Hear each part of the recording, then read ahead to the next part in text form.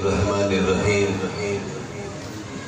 ما كان محمد أبا أحد من رجالكم ولكن رسول الله وخاتم النبيين وكان الله بكل شيء عليما يا أيها الذين آمنوا اذكروا الله ذكرا كثيرا قال رسول الله صلى الله عليه وسلم أنا خاتم النبيين لا نبي بعدي قال رسول الله صلى الله عليه وسلم خيركم من تعلم القرآن وعلمه صدق الله العظيم وصدق رسوله النبي الكريم يا رب صل وسلم دائما أبدا على حبيبك خير الخلق كلهم هو الحبيب الذي ترجى شفاعته لكل هول من الأحوال مقتحم. میں بڑے ادب سے گزارش کروں گا کہ ایک مرتبہ نماز والا درود پاک ذرا آواز کے ساتھ پڑھ لیجیے. اللہم صلی اللہ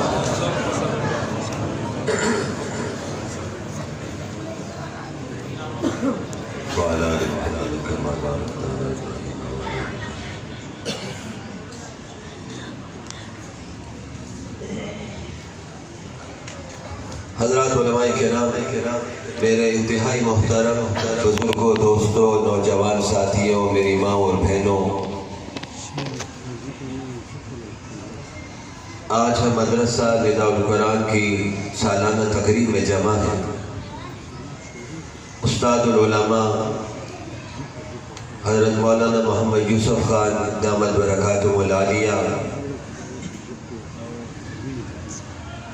آپ حضرات کے سامنے تفصیلی خطاب فرما رہے تھے. بخاری شریف کی آخری حدیث پڑھی گئی ہے. ہمارے محترم صاحب حضرت مولانا عبدالرزاق صاحب کی طرف سے مولانا نصیف الحق صاحب نے مجھے پیغام پہنچایا کہ میں آج کی اس بابرکت تقریب میں حاضری دوں. وعدہ کر لیا تھا، نبھانے کے لیے حاضر ہوں. مولانا کاشف صاحب آج کے اس ماحول کو گرما رہے تھے. جناب افضل خان صاحب، قاری منظور الحسن صاحب، مولانا عمر صاحب، حاجی متین صاحب، عالم اعظم خان صاحب اور دیگر حضرات تشریف فرما ہیں. حضرت مولانا حنیف الحق صاحب میرے ساتھ رابطے میں رہے، لیکن گزشتہ 4 روز پہلے ہمارے چچا جان حضرت قاضی محمد صادق رحمہ اللہ کا انتقال ہو گیا. انا للہ و انا الیہ راجعون. ان کا خیال تھا کہ شاید میں نہیں پہنچ سکوں گا، عذر بھی بڑھ رہا تھا، لیکن میں ایک نیت سے آیا ہوں کہ میں یہاں پہ حاضری دوں گا. آنے جانے پر اللہ جو مجھے ثواب دے گے اور جو میں انتہائی مختصر بیان کروں گا اس پر بھی اللہ جو مجھے اجر دیں گے. میری نیت ہی ہوگی اس کا ثواب میرے چچا جان کو پہنچے.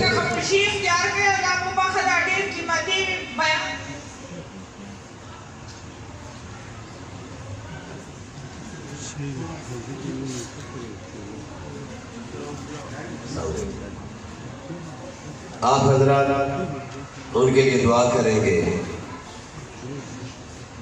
کہ اللہ رب العزت میرے چچا جان حضرت قاضی محمد صادق صاحب کی مغفرت فرمائے. آمین کہہ دیجئے. پھر اللہ رب العزت سے دعا ہے آپ کے ہمارے جتنی اعزاء رشتہ دار اس دنیا سے رحلت کر چکے، اللہ سب کی قبروں کو نور سے بھر دے. حضرت محترم صاحب کے بزرگوار بھی اسٹیج پر تشریف فرما ہے. میں اب تفصیل میں نہیں جاؤں گا، انتہائی اختصار سے 1-2 باتیں عرض کرنا چاہتا ہوں.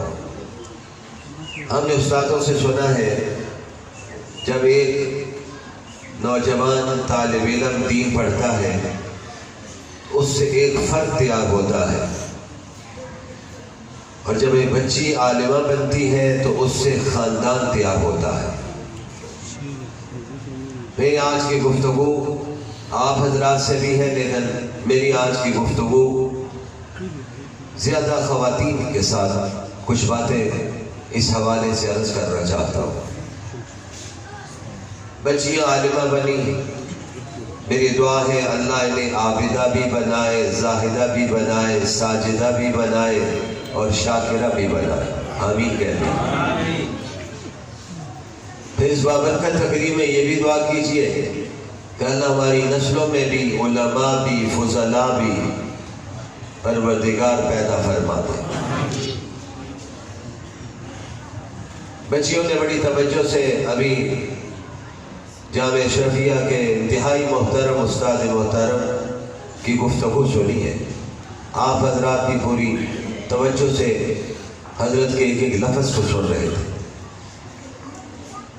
حضرت محترم، آج کے دور پرفتن میں جن حالات سے ہم گزر رہے ہیں، ان حالات میں اپنی اولاد کی اصلاح، ان کا مستقبل بہترین بنانے کے لیے یقینی طور پر ایک دینی ماحول انہیں دینا ہوگا، اور یہ دینی ماحول آپ کو دینی مدرسے میں ملے گا، وہ طلباء کا مدرسہ ہو یا طالبات کا مدرسہ ہو۔ آپ کو یہ نہ ہے کہ دین اسلام بڑی تیزی کے ساتھ پھیل رہا ہے، کفر اس دین اسلام کے راستے میں بہت سے بند باندھنا چاہتا ہے، دیواریں کھڑی کرنا چاہتا ہے، تاکہ اللہ کے آخری نبی کا دین تیزی کے ساتھ آگے نہ بڑھے۔ لیکن میرا آپ کا ایمان ہے کہ انشاءاللہ یہ دین بڑی تیزی کے ساتھ آگے بڑھے گا انشاءاللہ۔ ہماری جن طالبات نے آج حضرت مولانا سے حدیث کی اجازت حاصل کی ہے، میں ان سے دو باتیں عرض کرنا چاہتا ہوں۔ پہلی بات ان سے یہ درخواست کروں گا، ہمارے حضرت والد واجد فرمایا کرتے تھے کہ جس طرح پیسے پر زکوٰۃ ہے، سونے پر زکوٰۃ ہے، چاندی پر زکوٰۃ ہے، فرماتے تھے 100 روپے پر 2.5 روپے زکوٰۃ ہے، 1 لاکھ پہ 2,500 روپے زکوٰۃ ہے، طالبات کے لیے اور طلباء کے لیے فرماتے تھے تم جب 100 حدیثیں پڑھ لو تو اس میں کم از کم 3 حدیثوں پہ عمل شروع کر دو۔ حدیث پہ عمل شروع کریں گے تو نبی کی سنتیں زندہ ہوتی چلی جائیں گی۔ یہ میں آج طالبات سے نہیں، آپ سے بھی گزارش کرتا ہوں، یہاں جو خواتین تشریف لائی ہیں ان سے بھی میری درخواست ہوگی، اور ان طالبات نے جیسے ابھی حضرت مولانا فرما رہے تھے، شاید آگے چل کے آپ تدریس کے مرحلے میں نہ جا سکیں، لیکن میں ان سے ایک درخواست ضرور کروں گا کہ آپ نے جو دین پڑھا ہے، اس دین کو یاد رکھنے کے لیے آپ ایک چیز کا اہتمام روزانہ اپنے گھر میں کر لیجئے، نہ 1 گھنٹے کا درس دیجئے، 10 سے 15 منٹ کا درس دیجئے، پڑوس کی خواتین کو بلا لیجئے، اگر روزانہ بھی درس نہ دے سکے تو ہفتے میں 2-3 دن درس دے دیجئے، اس سے آپ کا دین بھی پختہ ہوگا، آپ کو کتاب بھی یاد رہے گی، اور آپ کا جو ذمہ بن چکا کہ اب اس میدان میں اتر کر کام کرنا ہے تو اللہ پاک وہ کام بھی آپ سے لے لے۔ میں سمجھتا ہوں اس سے معاشرہ تیار ہوگا، معاشرے میں بے راہ روی، فحاشی اور عریانی کا جو ایک سیلاب آیا ہوا ہے، اس کا راستہ انہی چیزوں کے ساتھ رکے گا۔ دوسری میری درخواست، پہلی میں نے کہا ہے کہ بنیادی طور پر جو سب سے اہم چیز ہوگی کہ آپ نے حدیث پر عمل کا آغاز کرنا ہے۔ حاضرات بھی تشریف فرمائے اور حاضرین محترم، میں آپ سے بھی درخواست کرتا ہوں کہ آئیے نبی کی سنتوں کے ساتھ جوڑیں، نبی کی سنتوں کے ساتھ جڑتے جائیں گے، اللہ کریم ہماری دنیا بھی بناتے جائیں گے، اللہ کریم ہماری آخرت بھی بناتے جائیں گے۔ قربان جاؤں وہ صحابہ کرام جن کی محنتوں کے نتیجے میں دین آج تک یہاں پہنچا ہے۔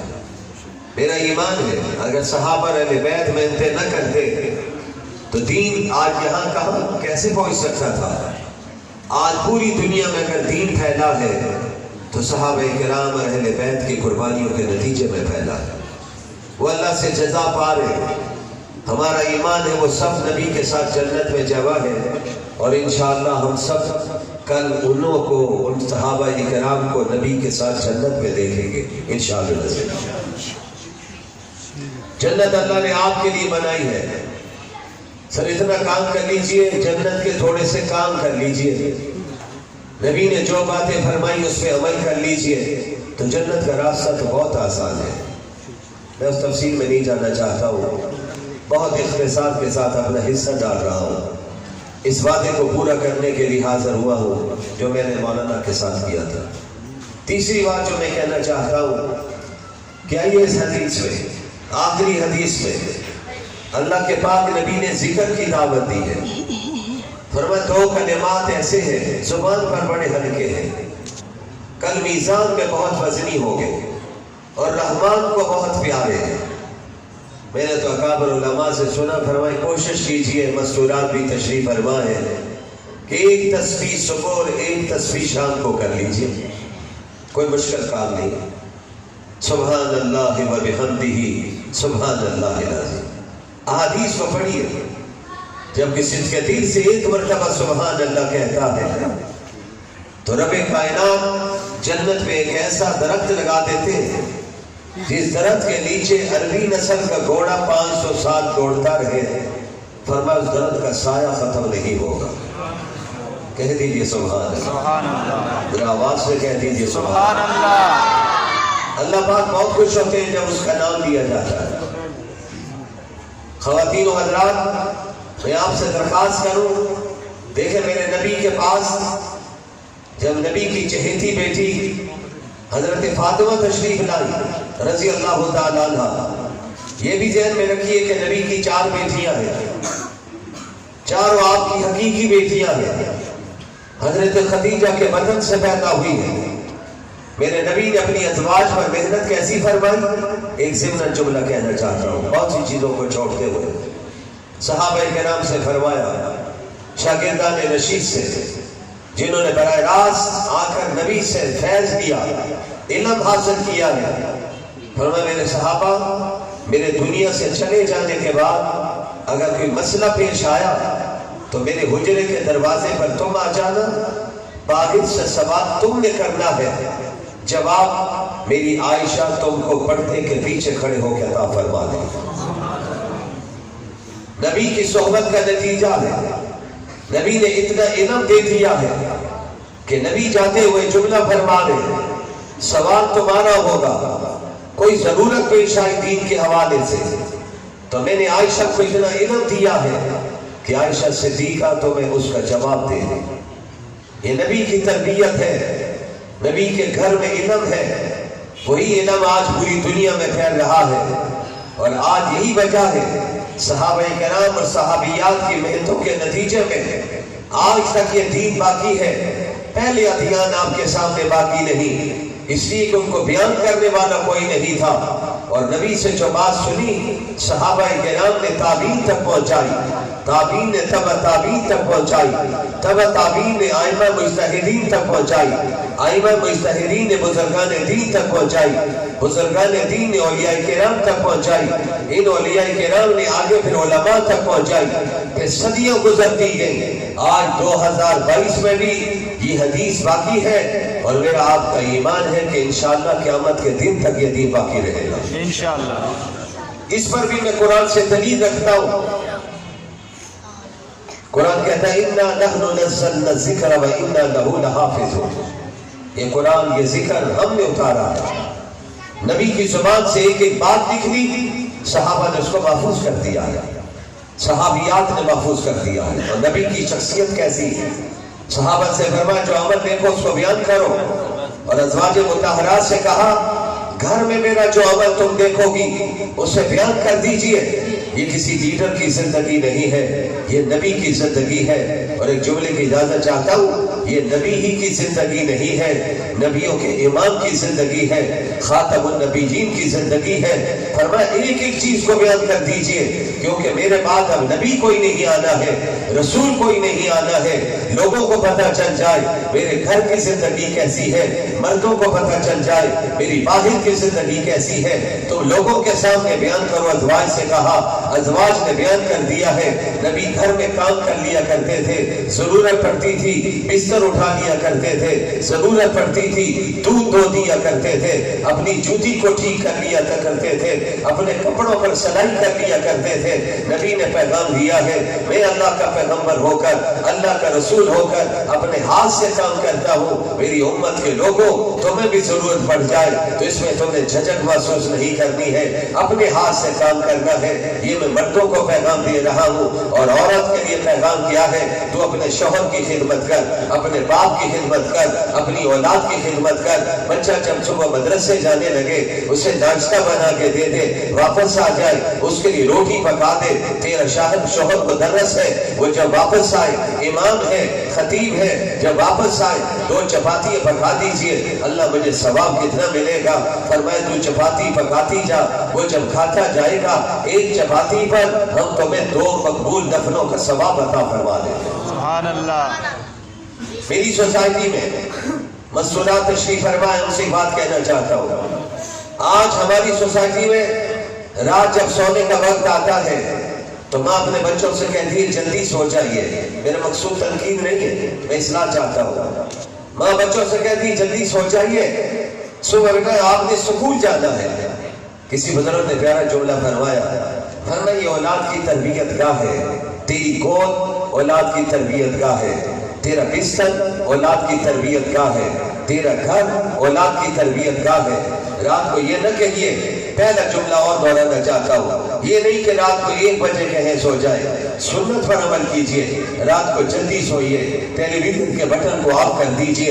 ارے اس وقت میں جب اللہ کی رحمتیں اتر رہی ہوتی ہیں، بڑی معذرت سے کہتا ہوں اس وقت ہمارے گھروں میں ٹیلی ویژن چل رہا ہوتا ہے، ارے فحاشی کے پروگرام چل رہے ہوتے ہیں، پھر ہم کہتے ہیں ہمارے گھروں میں رحمت نہیں آتی، ہمارے گھروں میں رزق نہیں آتا، اولاد ہمارا کہنا نہیں مانتی، ہم کوئی بات کہتے ہیں حکم عدولی کرتے ہیں، ہماری بات کو تصریح کرنے کے لیے تیار نہیں ہے۔ میری ماں اور بہنوں بڑی توجہ سے سنیے، میں دین سمجھانا چاہتا ہوں۔ اللہ کا دین سمجھانے کے لیے حضرت مولانا نے آج یہ مجلس سجائی ہے، یہاں پر استاد بھی موجود ہے، استادیاں بھی موجود ہیں، ان کے شاگرد بھی موجود ہیں، طالبات بھی موجود ہیں۔ اسی مجلس میں پیغام دینا چاہتا ہوں جب گھر میں ٹیلی ویژن ہر وقت چلے گا، اذان کا بھی خیال نہیں ہوگا تو پھر اللہ کی رحمت کی آئے گی، گھر میں سجدے نہیں ہوگے تو اللہ کی رحمت کی آئے گی۔ اگر میری ماں کھانا پکاتے وقت میں اگر درود پڑھتی جائے، روٹی پکاتے وقت میں اللہ کا ذکر کرتی جائے، آٹے پہ پھوکے مارتی جائے، میں یہ جملے کہا کرتا ہوں تو رب کعبہ کی قسم اٹھا کے کہتا ہوں ادھر روئی چل رہی ہو، میری ماں کی زبان پہ سورہ یاسین جاری ہو،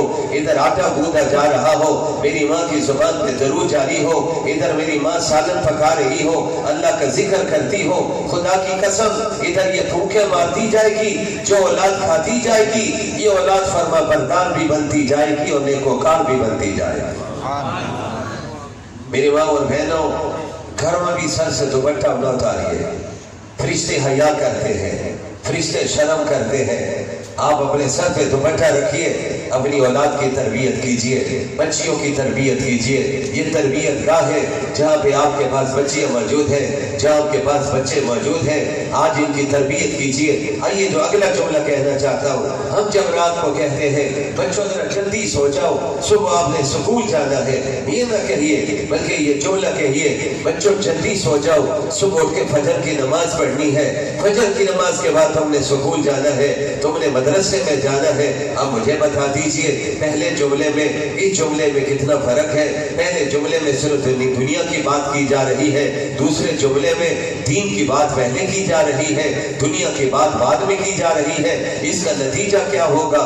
بچہ جب صبح اٹھے گا آپ اسے کہیں گے بیٹا ٹوتھ پیسٹ لے لیجئے، برش لے لیجئے، دانتوں کو صاف کر دیجئے، کبھی مسواک بھی اس کے سامنے رکھ دیجئے، بیٹا مسواک بھی کر لیجئے، یہ میرے نبی کی سنت ہے۔ بیٹی سے بھی کہیے بیٹی یہ مسواک کر لیجئے، یہ بھی میرے نبی کی سنت ہے۔ بیٹا اٹھ کر وضو کر لیجئے، وضو کر کے پہلے نماز پڑھ لیجئے، پھر اللہ سے دعا کر لیجئے۔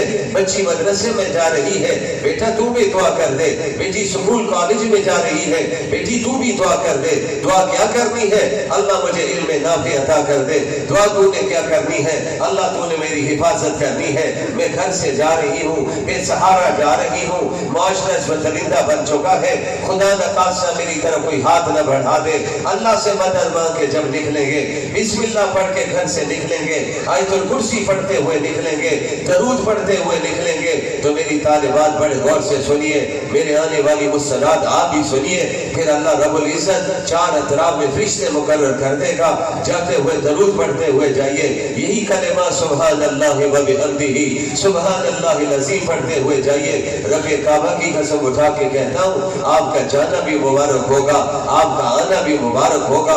اس پڑھنے کی وجہ سے اللہ نگاہ کی حفاظت کر دیں گے, اللہ کانوں کی حفاظت کر دیں گے, اللہ دل کی حفاظت کر دیں گے. نوجوانوں, آپ سے بھی بات کہتا ہوں, میں اپنی نوجوان بہنوں سے بھی کہتا ہوں, آئیے ہمارا دین جو پیغام دینا چاہتا ہے, میں خلاصے کے طور پہ جو بات رکھنا چاہتا ہوں, جو دعوت فکر دینا چاہتا ہوں, جس کی طرف آپ کو بلانا چاہتا ہوں, آئیے تربیت گاہ سے ہم گزر رہے. یہ تربیت گاہ مدرسہ بھی ہے, یہ تربیت گاہ سکول بھی ہے, کالج بھی ہے, لیکن سب سے پہلی تربیت گاہ جو ہے وہ ماں کی گود ہے, پھر اس کے گھر کا حجرہ ہے, گھر کے کمرے ہیں, انہی میں تربیت کیجئے. پھر یہی بچے بڑے ہوں گے, اللہ ان کو جب چنیں گے, اللہ ان سے جب دین کا کام لیں گے, پھر اسی طرح مدرسے سجیں گے, استادیاں بیٹھیں گی, مسلم شریف پڑھائی جائے گی, ابو داؤد شریف پڑھائی جائے گی, ترمذی شریف کھولے گی, بخاری شریف کھولے گی, دین آگے پھیلتا جائے گا.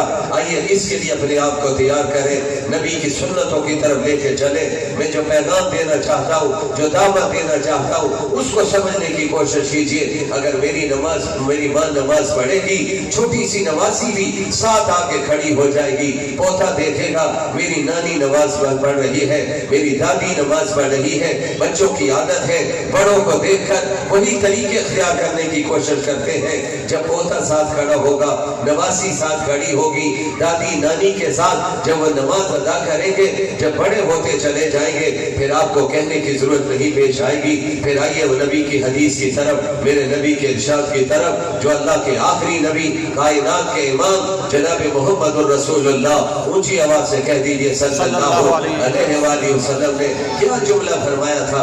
بچہ 7 سال کو ہو جائے تو اس کو نماز پڑھنے کا کہہ دو, 7 سال کا ہو جائے نماز پڑھنے کا کہہ دو, 10 سال کا ہو جائے نماز نہ پڑھے تو ضرب لگانے کی بھی اجازت دے دی ہے. اب اسی حدیث پر اگر غور کریں, 7 سال کے بچے کو, 6 سال کے بچے کو اگر آپ یہ کہیں گے کہ بیٹا نماز پڑھ, اس کو ساتھ کھڑا کریں گے, کبھی مسجد میں بھی لے کے جائیں گے, تربیت کر کے لے کے جائیں گے, یہی بچہ جب 7 سال سے نماز کا آغاز کرے گا تو 10 سال میں ضرب لگانے کی ضرورت نہیں پیش آئے گی. آپ نماز نہیں پڑھیں گے تو یہی بچہ آواز دے گا, پاپا نماز کے لیے مسجد جانا چاہیے, ارے بارش ہو گئی تو گھر میں ہی نماز پڑھ لیتے ہیں, آئیے آپ نماز پڑھا دیجئے. ارے میرے نوجوانوں, یہ تربیت کا انداز ہے. میری ماں اور بہنوں, بچے کو جس طرح ہم لالی دیتے ہیں, تجھے چاکلیٹ دے دیں گے, ٹافی اور گولی دے دیں گے, اس سے کہتے ہیں تھوڑا سا چل کے تو دکھا دے, ہمارے پاس آ تو صحیح, 50 کا نوٹ دکھا دیتے ہیں. بچہ چلنے کی کوشش کرتا ہے, اس چیز کو سمجھیے. آپ بچے سے یہ بھی سبق دے دیجئے, بچہ جب بولنے لگ جائے پھر اس پر بھی ایک جملہ کہتا ہوں, میری ماں جب لوری دیتے ہوئے اللہ کا نام بیٹے کو سنائے, بیٹی کو اللہ کا نام سنائے, جھولا دیتے ہوئے اس کی زبان پہ اللہ اللہ آتا رہے, لا الہ الا اللہ آتا رہے, میں واللہ باللہ سبحت اللہ کہتا ہوں, یہی بچہ جب بولنے لگے گا اس کی زبان پر اور کچھ بھی نہیں آئے گا, سب سے پہلے اس کی زبان پہ آئے گا تو اللہ کا پیارا نام آئے گا. سبحان اللہ. آئیے آج تربیت کیجیے, اس معاشرے کی تربیت کیجیے. آئیے میں دو آخری باتیں کہہ کے پھر اجازت چاہتا ہوں. میرا مقصود پیغام ہے خواتین تک. ہمارے پاس دین پہنچانے کے ذرائع بہت کم ہیں. مجھے ملا ہے آپ حضرات سے بھی کہ آپ حضرات بھی دین سنتے ہیں تو گھروں میں نہیں پہنچاتے. میں ان کا قصور نہیں سمجھتا ہوں, آپ کے میرے فرائض میں شامل ہیں. آج ہم نے حضرت مولانا یوسف خان صاحب سے جو باتیں سنی, میں آپ کے سامنے جو قرآن و سنت کی روشنی میں ایک دین کا طالب ہونے کے حوالے سے دین کی باتیں سنا رہا ہوں, آپ کا فرض بنتا ہے اپنے گھروں میں جا کے سنائیے, اپنی بیٹیوں کو بٹھائیے, اپنی بیوی کو بٹھائیے, ماں کو سنائیے, خالہ موجود ہے اس کو سنائیے, بھابھی کو سنا دیجئے. انشاءاللہ دین اسی طرح پھیلتا رہے گا. اس لیے انشاءاللہ محنت کریں گے ہم انشاءاللہ. میرے نبی کے پاس حضرت فاطمہ رضی اللہ تعالیٰ, میں نے کہا تھا نبی کی 4 بیٹیاں, نام وہ یاد رہنے چاہیے, حضرت زینب, حضرت رقیہ, حضرت ام کلثوم, حضرت فاطمہ, نبی کی 4 بیٹیاں. چھوٹی بیٹی سے ماں باپ کو پیار بھی زیادہ ہوتا ہے، یہ نیچرلی چیز ہے، آپ بھی اپنے معاشرے میں دیکھ لیجئے۔ اسی طرح میرے نبی کو اپنی چہیتی حضرت فاطمہ سے بھی پیار بہت زیادہ تھا۔ پہلی بیٹی دنیا سے رخصت بھی ہو گئی تھی۔ حضرت فاطمہ نے دیکھا عمر بڑی، چکی نہیں چلائی جا رہی ہے، گھر کا کام کاج کیجئے، بڑی محنت سے کیجئے، اپنی اولاد کو جہاں آپ دنیاوی تعلیم دیتے ہیں اس کے ساتھ دینی تعلیم دیجئے اور اس کے ساتھ کچن کا کام بھی سکھائیے۔ میں یہ بھی بطور نصیحت بات کہنا چاہتا ہوں، جب کسی گھر میں بیٹی جاتی ہے تو اس کے ساتھ اس کو کچن کے ماحول کے ساتھ منسلک ہونا پڑتا ہے، ضرورت پڑتی ہے۔ اس حوالے سے بھی ماؤں کو تربیت کرنی چاہیے۔ میرے نبی کے پاس بیٹی آئی، چہیتی بیٹی آئی، حضرت فاطمہ آئی، جن کے بارے میں میرے نبی نے فرمایا فاطمہ تو جنت میں ساری عورتوں کی سردار ہوگی۔ حضرت فاطمہ اس پر مسکرا پڑی تھی۔ حضرت عائشہ کے سامنے جب بیان کیا، حضرت عائشہ نے پوچھا ابا جان نے کیا بات کہی تھی جس میں تم مسکرا پڑی ہو؟ تو جواب میں کہا میرے نبی نے فرمایا کہ فاطمہ جنت میں جتنی عورتیں بھی جائیں گی، حضرت آسیہ بھی ان میں شامل ہوگی، حضرت حوا بھی اس میں شامل ہوگی، حضرت مریم بھی ان میں شامل ہوگی، میرے نبی کی ازواج بھی شامل ہوگی۔ لیکن میرے نبی نے فرمایا فاطمہ میں تجھے خوشخبری دیتا ہوں، جتنی بھی جنت میں عورتیں جائیں گی ان سب کی قیادت رب نے بتا دیا ہے، میری بیٹی فاطمہ کو رب عطا فرمائے۔ حضرت فاطمہ کا جملہ سن کر حضرت عائشہ نے بھی ایک بات کہی، انہوں نے فرمایا ہاں فاطمہ ہمارے لیے بڑی خوشی کی بات ہے کہ ہماری بیٹی آخر ماں ہے نا، ہماری بیٹی جنت میں عورتوں کی سردار ہوگی۔ فاطمہ اس سے پہلے ہمارے نبی نے ایک بات فرما دی ہے، جنت میں ہر عورت اپنے شوہر کے ساتھ جنت میں جائے گی، فاطمہ تو علی کے ساتھ جائے گی، ہم نبی کے ساتھ جائیں گے۔ آج یہ بھی ایک پیغام دیتا چلو، ہر عورت کی خواہش ہونی چاہیے کہ کل میں جنت میں اپنے شوہر کے ساتھ جاؤں گا۔ شوہر کی یہ خواہش ہونی چاہیے کہ کل میں اپنی بیوی کے ساتھ جنت میں جاؤں گا۔ تو پھر اس کے لیے اعمال تو بنانے ہوں گے۔ اللہ تو کریم ہے، جیسے بھی سن رہے تھے پرچی اڑ کے آئے گی لا الہ الا اللہ کی، اللہ جنت عطا کر دیں گے۔ نماز 5 وقت کی پڑھ لیجئے۔ میری ماں بہن روزانہ اگر گھر میں قرآن کھولے، سورہ یاسین فجر کی نماز کے بعد پڑھے، واللہ قرآن مجید احادیث اکابرین کہ وہ انداز جو تحریر کی صورت میں موجود ہے اس کو سامنے رکھ کے کہتا ہوں سورہ یاسین آپ پڑھ لیجئے فجر کے بعد، آپ کے گھر پر بھی اللہ رحمت اتارے گا، آپ کے وجود پر بھی اتارے گا، اس قرآن کھولنے پر آپ کی نسلوں پر بھی اللہ اپنی رحمت اتارے گا، گھر کی پریشانیاں دور ہوگی، رزق کی تنگی ختم ہوگی۔ آج میری سوسائٹی میں رزق کی تنگی انتہا پر پہنچ رہی ہے، مہنگائی عروج پر ہے۔ آج مہنگائی کا عالم یہ ہو چکا کہ سوچنے پر مجبور ہے شاید ہمیں یہ میٹر کٹوانے پڑیں گے، پیسے کہاں سے لائیں گے، اولاد کے لیے رزق کہاں سے لائیں گے۔ گھبرائیے نہیں، فجر کے بعد سورہ یاسین پڑھ لیجئے، مغرب کے بعد گھر میں سورہ واقعہ پڑھ لیجئے۔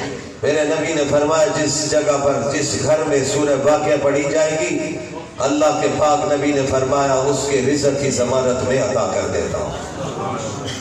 آخری بات میرے نبی نے فرمایا بیٹی کیسے آئے؟ ابا جان کوئی غلام دے دیجئے، باتی دے دیجئے، چکی نہیں چلتی۔ جواب آیا بیٹی اس سے آدھا چیز نہ دی تو، بس اس کو ذرا غور سے آپ نے سننا ہے۔ نبی کی بیٹی تھی، فوراً حضرت فاطمہ نے کہا ہاں ابا جان ضرور دیجئے۔ فرمایا بیٹی اللہ کا ذکر بتا دیتا ہوں، یہ تو پڑھ لیا کر 33 بار سبحان اللہ، 33 بار الحمدللہ، 34 بار اللہ اکبر۔ اس وظیفے کے پڑھنے کے بعد تجھے کسی باندھی اور غلام کی ضرورت نہیں پیش آئے گی۔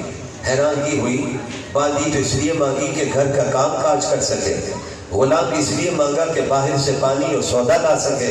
نبی نے فرمایا بیٹی تیرے سب سے بڑا مسئلہ جو ہے تیرے جسم میں طاقت کم ہو گئی، میں تجھے بتاتا ہوں اللہ کا نام تو لیتی جا، اللہ طاقت بھی عطا کرتا جائے گا، نورانیت بھی عطا کرتا جائے گا۔ میری ماں اور بہنوں، میرے اکابرین سے سنا ہے یہ 33 34 بار والا وظیفہ صرف عصر کی نماز کے بعد نہیں، پانچوں نماز کے بعد پڑھ لیجئے۔ اور بزرگوں نے فرمایا بستر پر بھی جا کر یہ وظیفہ پڑھ لیجئے۔ اور قربان جاؤں، حضرت فاطمہ نے اس وظیفے پر اتنا عمل کیا، اتنا عمل کیا، میرے جملے پر توجہ کیجئے، اتنا عمل کیا ہے۔ وظیفہ دیا تو میرے نبی نے ہے، آج یہ وظیفہ کہلاتا ہے تو وظیفے فاطمہ کی صورت میں کہلاتا ہے۔ اس قدر عمل فرمایا ہے۔ آخری بات، یہ فتنوں کا دور ہے، ختم نبوت کے خلاف سازشیں ہو رہی ہیں، دین اسلام کے خلاف سازشیں ہو رہی ہیں، نوجوان نسل کو گمراہی، بے دینی کی طرف اور الحاد کی طرف لے جایا جا رہا ہے۔ ہمارے مدرسے سے آج، اس مدرسہ سے سند حاصل کرنے والی طالبات سے وہ خصوصاً کہوں گا، آپ کو ہر پلیٹ فارم پر ختم نبوت کے حوالے سے بات کرنی ہے۔ آپ نے صحابہ کی عظمت کو بیان کرنا ہے، اہل بیت کے کردار کو بیان کرنا ہے۔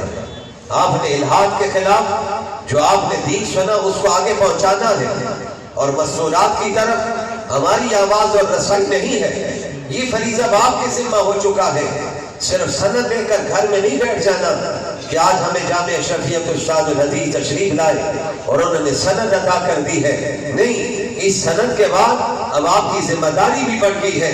آپ نے اس میدان میں اتر کر اس چیز کو، نوجوانوں آپ بھی سمجھیے کہ آج قادیانیت کی طرف سے ان کی خواتین بھی معاشرے میں جا کے کام کر رہی ہے، لوگوں کے پاس جا رہی ہے، پہلے اپنے پاس ان کا جو جعلی دین ہے اس کو سیکھ کر جاتی ہے، لوگوں کو اس کی طرف لے کے جاتی ہے۔ آپ کے پاس تو اصل دین موجود ہے، آپ نے ختم نبوت کے محاذ پر کام کرنا ہے، علماء کرام کی نمائندگی کا حق ادا کرنا ہے۔ پھر آج کے معاشرے میں کہا جاتا ہے یہ ملا لوگ، انہوں نے کیا سنت پاکستان میں پیدا کی ہوئی ہے، یہ دین کے ٹھیکیدار بنے ہوئے ہیں۔ آئیے آج اس مدرسے میں پروگرام ہو رہا ہے نداء القرآن میں، اس مدرسے میں آ کے دیکھیے، اس مدرسے میں تمہیں بتایا جا رہا ہے ملا نے چوکیداری کیسے کی ہے، ملا نے چوکیداری کا حق کیسے ادا کیا ہے، ٹھیکیداری نہیں کی ہے، دین پڑھایا ہے۔ آج دین پڑھنے کے نتیجے میں یہاں سے لوگ، بچیاں عالمہ بن کر نکل رہی ہیں، وہ اس میدان عمل میں آگے جانے والی ہیں۔ میں امید رکھتا ہوں اور آپ سے اپیل کرنے لگا ہوں، اللہ نے اولاد دی ہے، میری ماں بھی سنے، میری بہن بھی سنے، میرا بزرگ بھی سنے، میرا جوان بھی سنے، ایک بچہ دین کے لیے دے دیجئے، قرآن کا حافظ بنا دیجئے، ایک بچی دین کے لیے دے دیجئے، عالمہ بنا دیجئے۔ میں سکول کی تعلیم، کالج کی تعلیم کا مخالف نہیں ہوں، باقی بچوں میں ڈاکٹر بنائیے، انجینئر بنائیے، سائنسدان بنائیے، ڈپلومہ لے کے دیجئے، ماسٹر کی ڈگری لے کے دیجئے، پی ایچ ڈی کروا دیجئے، ضرور اس تعلیم کے میدان میں اتاریے۔ ایک بچے کو قرآن کا حافظ بنا دیجئے۔ بچہ جب قرآن کا حافظ بنے گا تو اس حدیث کو سامنے رکھیے، اللہ کے پاک نبی کہتے ہیں اس کے ماں باپ کے لیے اعزاز کیا ہوگا، پروردگار ان کے سروں پر ایسا تاج پہنائیں گے جس کی روشنی سورج سے بھی زیادہ ہوگی۔ دنیا والے پوچھیں گے یہ آج کون خوش نصیب لوگ ہیں جن کے سروں پہ آج سورج سے زیادہ چمکتا ہوا تاج پہنا ہوا ہے۔ جب آپ آئے گا، یہ وہ لوگ ہیں جنہوں نے دنیا میں اپنے بچوں کو اللہ کے قرآن کا حافظ بنایا، دین کے میدان میں لے کر آئے۔ آج حضرت مولانا عبدالرزاق صاحب اور ان کے بزرگوار بیٹھے ہوئے، ہمارے جمعیت علماء کے ذمہ دار بیٹھے ہوئے، آپ کو فقط ایک پیغام دینا چاہتے ہیں، یہ دنیا رہ جانے والی ہے، مرنے کے بعد یہی اولاد جس نے دین سیکھا ہے یہی کام آئے گی۔ قرآن بچی کھولے گی، گھر میں ماں کے رخصت ہونے کے بعد قبرستان میں دفن کر کے آئیں گے، بچی اس وقت تک سوئیں گے نہیں جب تک اپنی ماں کے لیے قرآن نہیں پڑھتی، بچہ حافظ سوئے گا نہیں جب تک اپنے والد کے لیے قرآن پڑھ کے ایصال ثواب نہیں کرے گا۔ آئیے اس میدان میں اولاد کو اتاریے۔ اللہ رب العزت سے دعا کرتا ہوں، اللہ رب العزت اس ادارے کو مزید ترقی نصیب فرمائے، عروج نصیب فرمائے، نظر بد سے محفوظ فرمائے۔ ہماری جو بہنیں بچیاں اس وقت اس میدان میں اتری ہیں، آج انہیں حدیث کی اجازت ملی ہے، میری دعا ہے اللہ ان کو علم نافع عطا فرمائے، حدیث علم کو پھیلانے والا بنا دے۔ وصلی اللہ تعالی علی النبی الکریم الامی۔